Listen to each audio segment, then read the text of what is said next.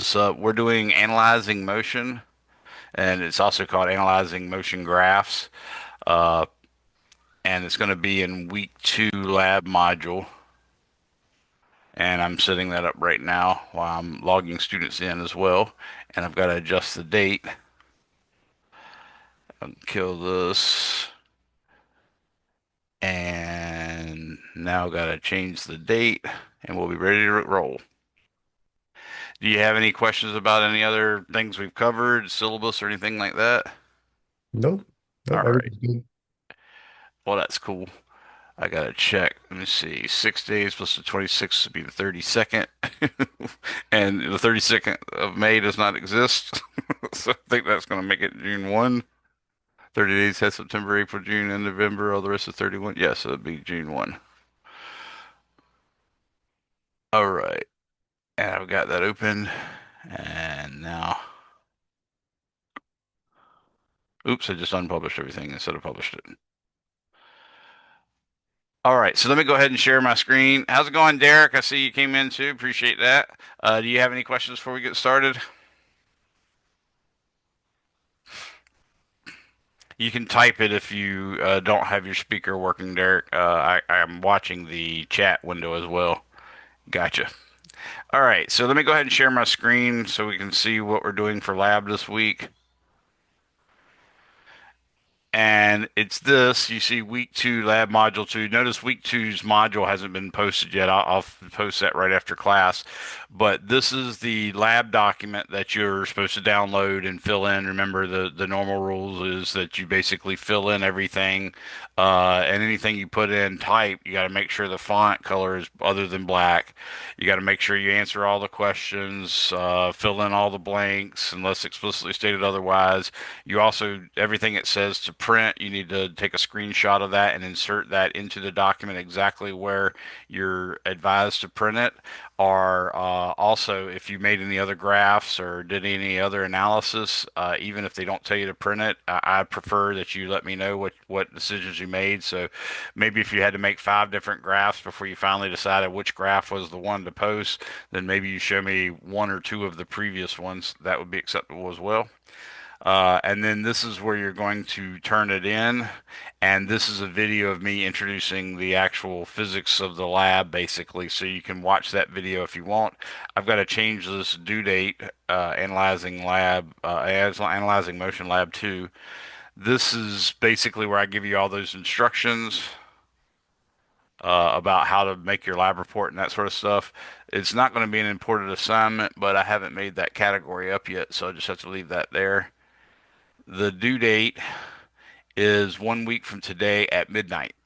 So you just have to have it done by 11:59 p.m. on June 2nd, and that'll automatically count as you getting it done on time. I've told people, though, I didn't put this in the syllabus, so I'm not required. I'm just telling you this is my normal practice.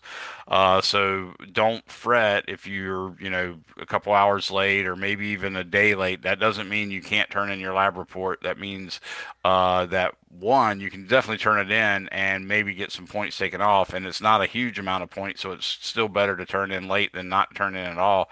But in addition to that, turning it in late might not even result in a late penalty because as long as it's there, as long as it's there when I go to grade the lab, then I generally don't take off for lateness. And I usually don't grade the lab until the day after, and sometimes it's, several days after. So just keep your wits about you if you get stressed out about a lab.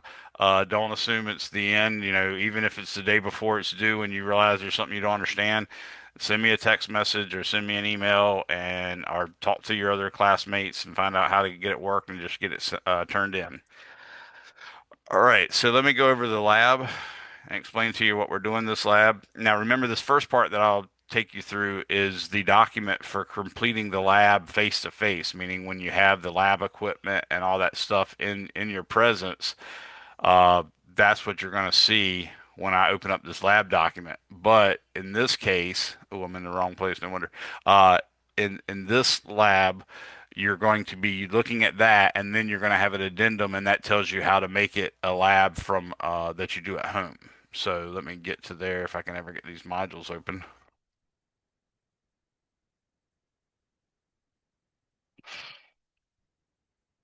All right, so turn down here to lab module 2, and here's the document. Let's open it up. Hopefully it'll open up rather rapidly. Sometimes it's a little slow.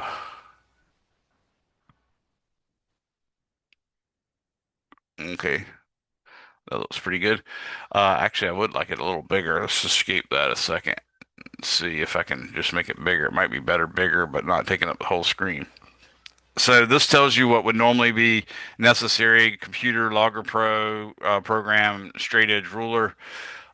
Basically, what we're doing with this is we're analyzing motion graphs. So we're actually would be generally making motion graphs up from experiment and stuff like this, but with the Logger Pro program, we're able to actually record something as a video, like with your phone or whatever, then import the video into your actual computer device.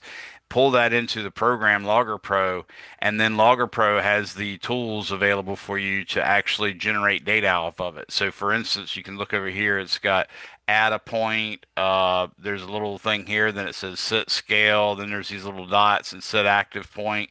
And all the procedure will explain to you how to use it. But what we're going to do is this is an actual video of Dr. Wright. He was our chair for 30 years and still is emeritus with us and good guy. But his grandson, or this might have been the husband of his grandson, I'm not sure. He went out and shot basketballs so we could make this lab. So this guy's sitting here in the gym, and Dr. Wright's filming him. And if you look over here, there's a meter stick. You see that little thin line? That's 1 meter long, and that's sort of the nature of this Logger Pro software. Uh, when you're analyzing a video for any software, the video only knows pixels.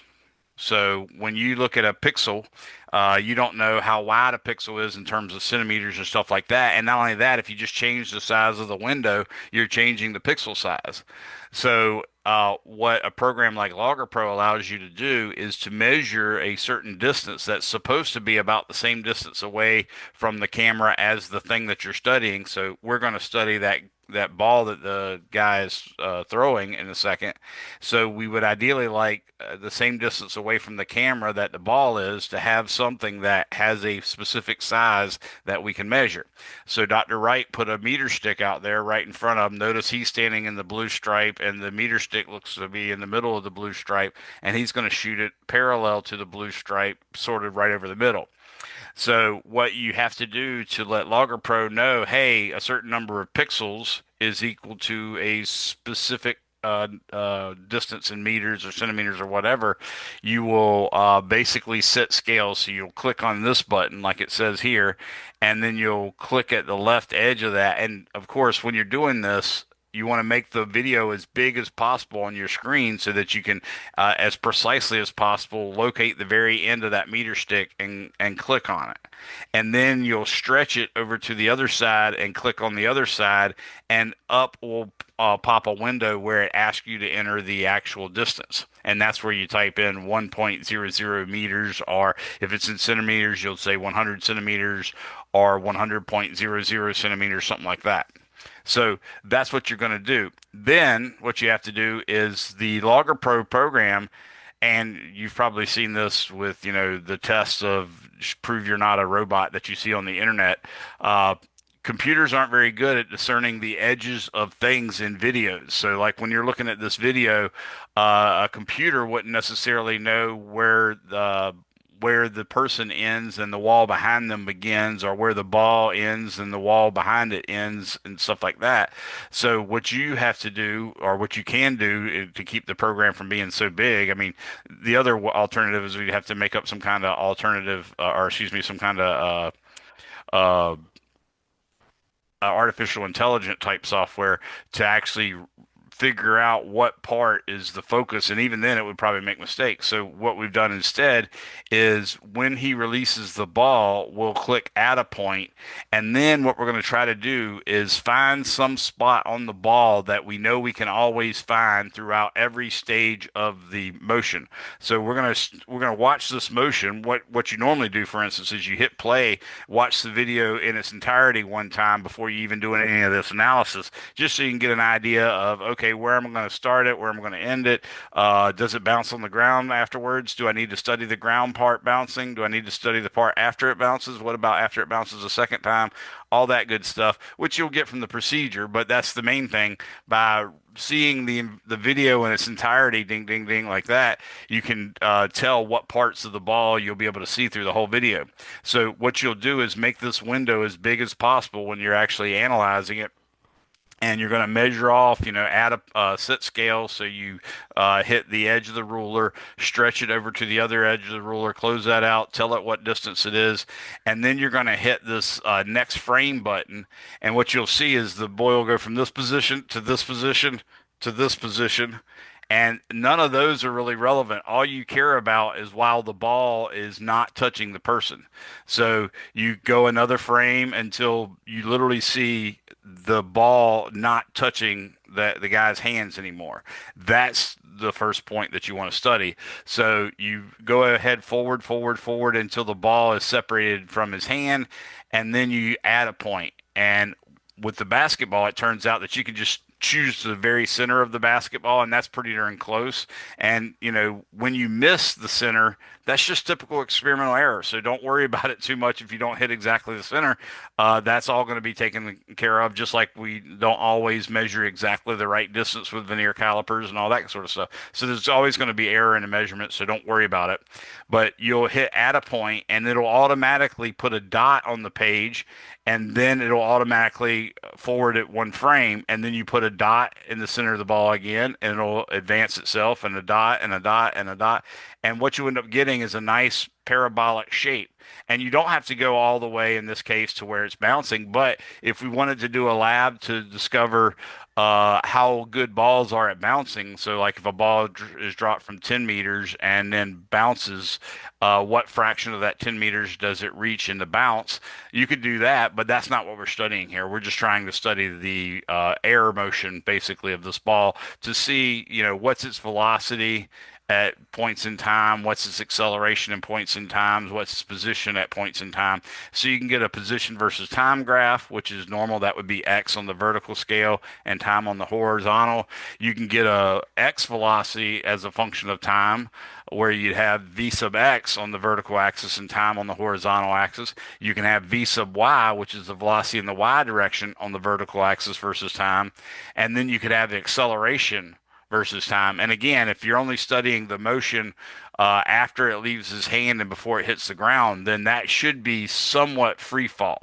Now, that being said, you're not going to get 9.80 meters per second every second for the acceleration, because partly there's a little error, and partly because when you shoot a basketball, it naturally gives it backspin.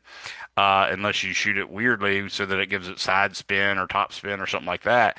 And all of those different types of spin can cause it to stay aloft a little bit. In other words, it's using the existence of the air around it to change the forces that are acting on it. So the acceleration is not going to be exactly 9.8. So I just want to make sure you guys are aware that, hey, if I don't get exactly 9.80, I didn't, did I get something wrong? No, it's very normal. In this case, we actually expect you to get not exactly 9.80.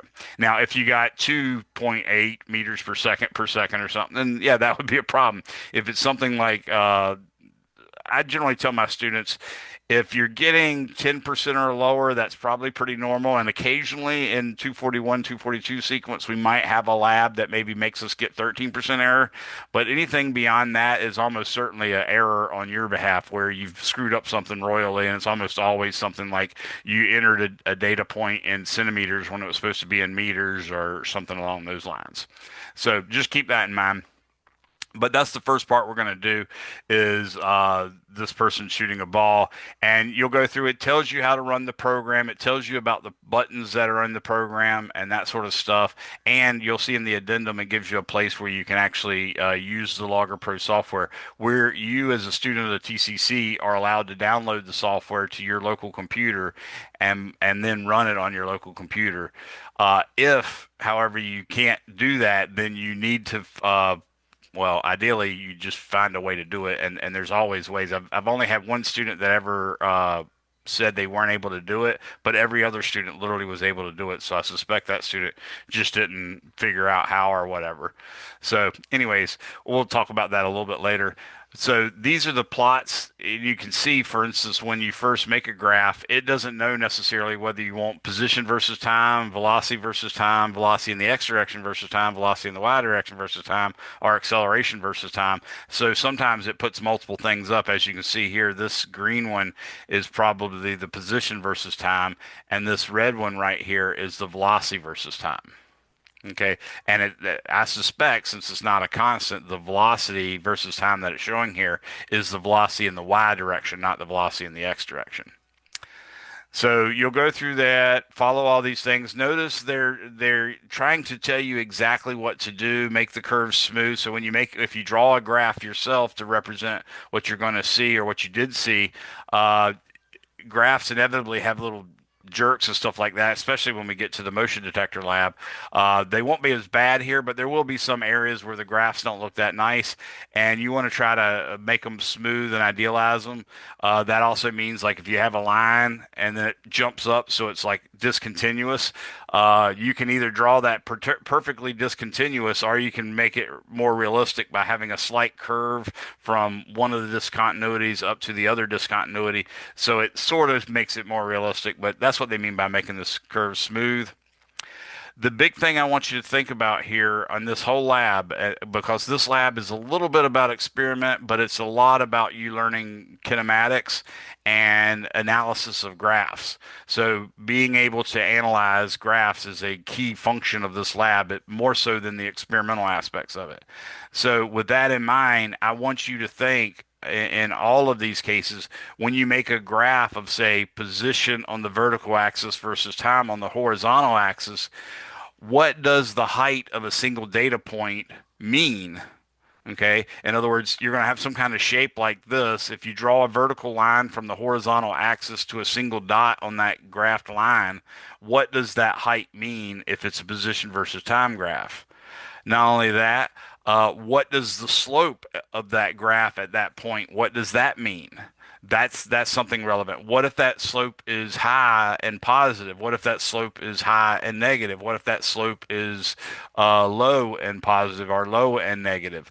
Those are the kind of questions that I want you to think about every one of these graphs, whether it be a position versus time, a x velocity versus time, a y velocity versus time, or an acceleration versus time. Even though I don't think we do a single acceleration versus time graph in this lab. But the main thing is, that's the kind of stuff I want you to think about, because that's what's most relevant. We will have often in our tests for lecture, you'll have graphs that are position versus time or velocity versus time, and you look at them and we'll ask you very specific things like, what's the velocity at t equal 3 seconds, or what's the slope at t equal 4.5 seconds, or stuff like that, or what's the position, or what's the x velocity, what's the acceleration. All of that stuff comes from understanding what the height of a data point is, what the distance to the left the data point is, what the slope at that particular point is, and that kind of stuff. So remember, that's the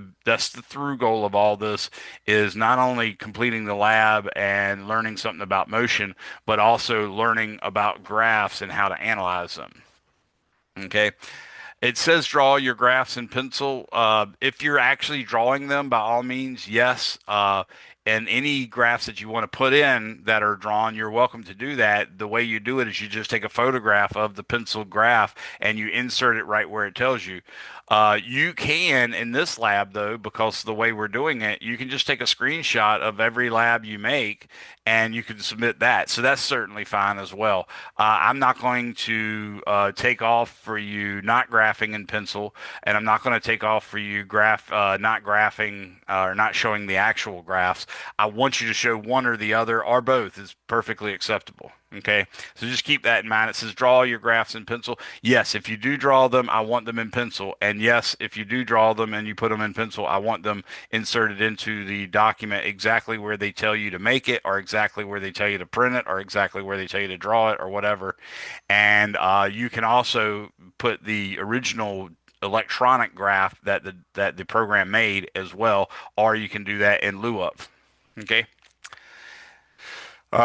Notice here is a blank, so they're expecting you to put something in here. See, it says the slope of the distance versus time graph is equal to the velocity. Be sure to include the plus or minus. So what they're telling you there is on the linear fit, it's going to give you a graph, give you a slope, and you're wanting to type the slope right here with the appropriate units, which will be in this case meters per second. So it is a velocity, and you want to indicate whether it's positive or negative. This question right here, you might not recognize it, but that's a multiple choice type question. So you're supposed to circle one of these answers. And the way I'm going to treat this when I go to grade these labs is whatever answer has a mark on it is going to be considered your choice. So I don't want you doubling up and putting like a circle around one and then scribbling it out or something like that. I want you to put a box around the right answer or a circle around the right answer or an underline under the right answer or something like that. I'm always going to assume that the mark that you put is the answer that you're choosing. And if you mark two answers like positive and negative in this one question, then that's going to be considered hedging, and I'm going to say you didn't answer the question at all, and you're going to automatically lose at least 5 points. So don't do that. Okay. uh, the slope of the line is equal to the velocity. If the line has a constant slope, then the velocity is constant. Is the velocity constant? So here they're wanting you to circle yes or no. So here they're wanting you to draw a graph. So this is the case where, like I said, you could actually draw this on your individual piece of paper, draw this vertical line, draw this horizontal line, maybe even use a protractor and a ruler and write X and write time and then draw it. Or you can just take a screenshot of the X versus time graph that you got and completely erase this portion of the Word document and just put yours on it or put it right below it. Actually, that would be better. I'd prefer you not erasing the existing graphs that it came with, but you could like click right to the right of this word time and then hit return, and then insert the photo right into that section of the lab. That's the way you can deal with it. All right.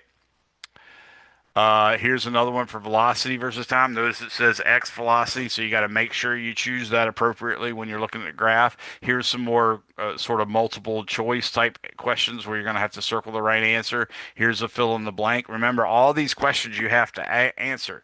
Again with this one. And if you answer the question by typing it in, then like I told you, put your cursor right to the right of the question mark, hit return. Then in the middle of that white space, type in your answer in a color of font that's not black, so blue or something like that. Uh, Continue on with the rest of this. You see more questions, more places you're supposed to circle the right answer, so on and so forth. That's all you're supposed to do with this lab, and it's all involving looking at video and videos that we've included for you. So now that I have sort of talked about what all is here, you can see it all on the document. And of course, the document also can be downloaded, so you'll see it there as well. We're even going to finish with a space shuttle video. So I've got to put the rest of these videos up for you. At the end of this lab, you'll notice there's something called a quiz. So this is the area where you're really making sure that you learned what you're supposed to learn. If you can't answer these questions, like almost trivially, some of them will require some thought, but if you can't answer these pretty, reflexively, then chances are you didn't understand the lab well enough. So you need to go back and relook at the lab, reanalyze the graphs that you made, think about them, and make sense of them, and pay close attention when they're asking you questions about labs. I mean, about graphs. The first thing you got to do when you look at a graph to be able to make any competent statement about it is you've got to notice what is on the vertical axis and what is on the horizontal axis, because all of that makes a big difference. If you analyze a distance versus time graph thinking it's a velocity versus time graph, your answers are all going to be wrong, and the same is true for vice versa. So here it says sketch on the graphs below the following, speeding up while going to the right. So here's a case where you can't do anything but draw the graphs because they're asking you to guess what it looks like. And that's what you're going to have to do. So this is a case where you have no choice. You can't do the electronic version. You're only going to be able to draw the graph with pencil. And like I said, you can either draw this on a separate sheet of paper, or you can draw this on, take the time to print out this particular lab. I wouldn't do that. Or you could draw it electronically.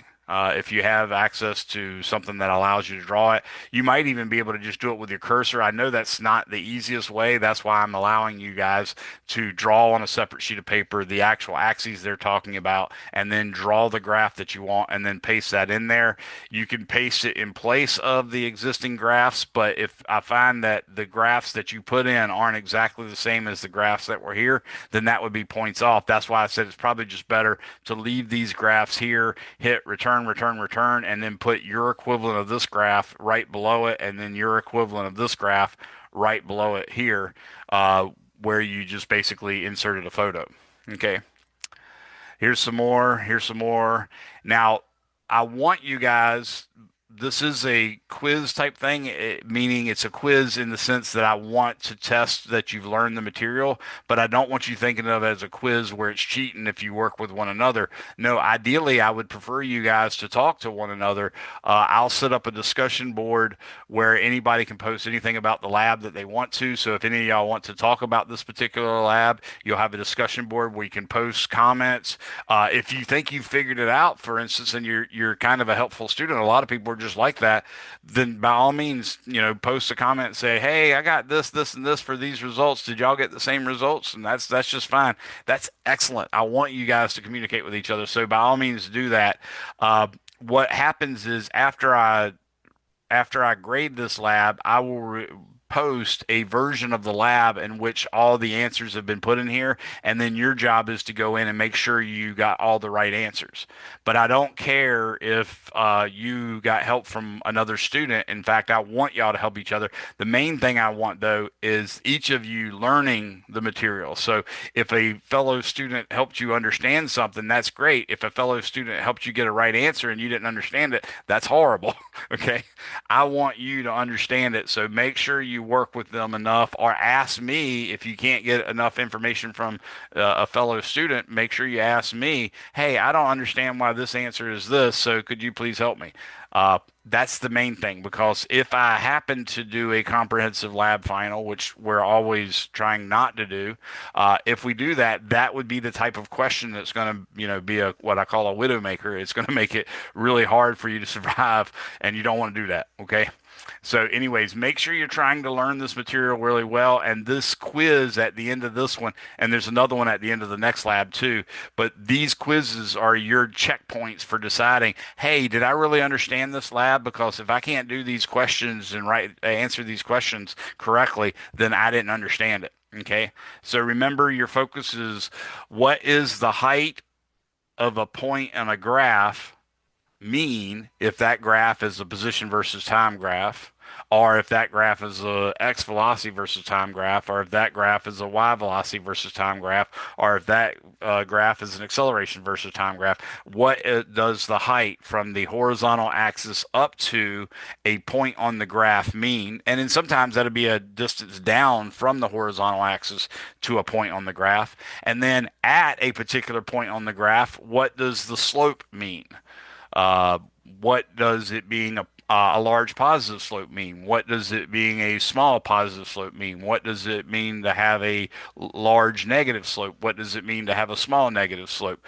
Ask yourself those questions with each of these types of graphs, and then like literally take the time to type in, "Hey, Mr. Younger said this is the question I should ask. Here's my answer," because that's excellent. If you can put it in words, your interpretation of these answers, then and they be in your words, then that's something you can always come back and look at, and help yourself understand it later, in case, towards the end of the semester you realize, I forgot some of those old labs, and now Mr. Younger's given us a comprehensive lab final. I better study.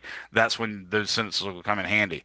And do that with everything. Anything that's complicated, like when you're solving multi-part problems and stuff like that, if it seems remotely complicated, once you finally think you figured it out, write some sentences to explain exactly what you did in your words, and put them somewhere, box them off really big in your notes so that you can find them immediately, just to help yourself. All right. So that's the last part of what we're going to do here is this quiz, and then that all will be turned in. Remember, the rule is once you've filled in this lab report, which is a Word document with all the answers, the photographs. In this case, you're probably I can't remember if you do a single calculation, but any calculation you do, you have to show one sample calc of each type. And I don't think this one has any. So, if it doesn't, that's okay. You're not going to get points taken off. But if it does have anything where it asks you to do a calculation, then you need to show us a sample calc. And then you need to insert that sample calc into the document right where they make you do it or right where they ask you to do it. Okay. And same thing with any graphs they ask you for. You want to paste them in to the Word document. And then when all that stuff has been put into the Word document, typed font not being in black, all that good stuff, when all that's happened, then you save the Word document with your initials or some part of your name in the file name, as well as some part of the lab, like this could be lab 3. You could just say, B Younger Lab 3, that would be the name of the file. That would be fine if your name was, Bob Younger or Billy Younger or whatever. Uh, so that'll work. Then you're going to do file save as PDF. And you save it as a PDF document, and it's all one big document. You didn't save everything to the very end or anything like that. Everything's right where it's asked for. And you'd save it as a PDF and then upload it to that site where I showed you to turn in your lab. And that's all you have to do for the lab. Now, with that being said, let me go back to the module again and show you the addendum because this lab seems to make no sense until you see the addendum because the addendum is what allows you to do it from home. So let me show you the addendum real quick. Here's the addendum. I also got to put these data files up here if I remember correctly. And we'll see that in a second when I read the addendum. So this is the addendum. And you can see, please download Logger Pro app as instructed below. Then you will follow the lab as outlined. Of course, you have to have the appropriate data for that or the appropriate videos for that. But if you're using Windows 10, then you can do this one. If you're using Mac OS 10.15 or 10.13 or later, you can use this. And then for really old computers, you can use these. If you find out that your computer doesn't meet the criteria to upload any of this, then you want to catch up with another student. So I would greatly appreciate any of y'all communicating with each other via discussion board, which is going to be off on this side. You can see right now it says disabled, not visible. I'm going to make that visible in a second. Okay. So y'all will have that. And I will make a thread where you can talk about labs. I'll make another thread where you can talk about homeworks. And then I'll make a third thread where y'all can talk about anything you want. Just be polite to each other. That's all I ask. So I love, if y'all want to debate topics or something, and even if it's not even about physics, that's okay. I don't care. I just want y'all to be able to communicate with each other and be civil. That being said, this is all the stuff you need. It says B, if for any reason you're not able to download Logger Pro, you can use the graphs that are provided. I have some graphs that I can do in lieu of that. And remember to use straight lines and smooth curves in the graph that you draw in the quiz at the end of the lab. So that's the addendum. Now, I'm going to go back to the modules. And now you know what you have to do with that. I'm going to search for specifically the files that I remember being relevant to this. So I think I have them all here. Let's look at the file. Basketball shot, air track, air track 4,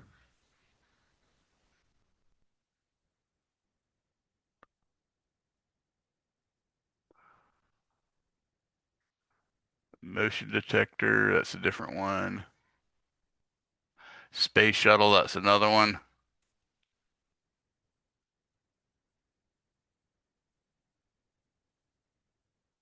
I don't think these are from a different lab, if I remember correctly, but just in case, I'm going to put them there. I'm pretty sure the projectile one's from a different lab. I don't think this pull E and pull E, C, and D. I think they're actually for this lab. I had them all in a different file setting, so it was easy to tell, but I don't see it now. Walking away. Yeah, these are all motion detector documents that are the graph that we're supposed to see. Yeah, I think I'm supposed to put that in there too. All right.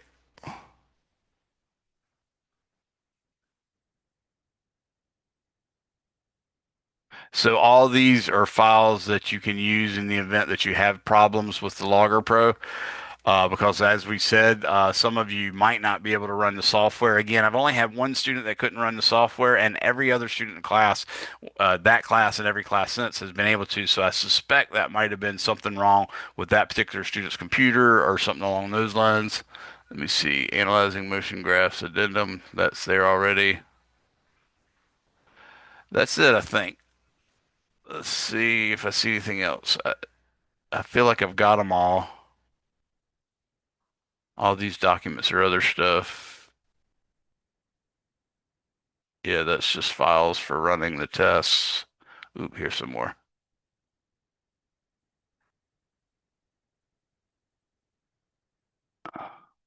All that's good. All that's good.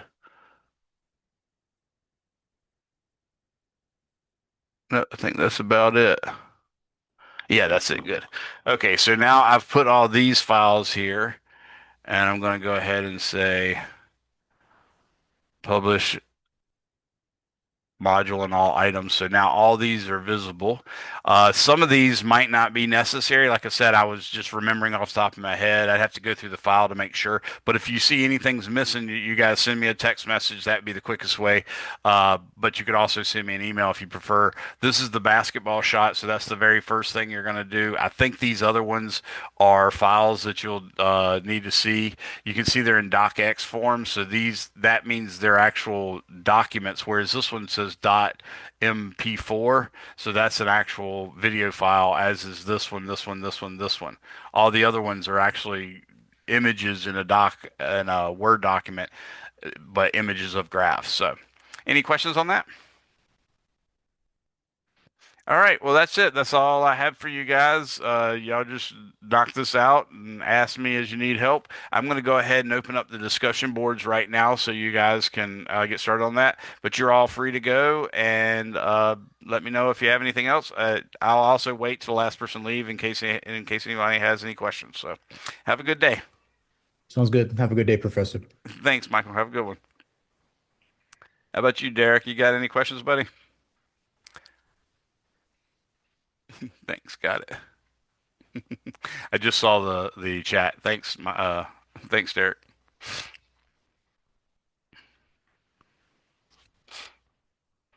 Okay, so I'm going to stop sharing the screen, and that should be enough for this lab. Have a good day.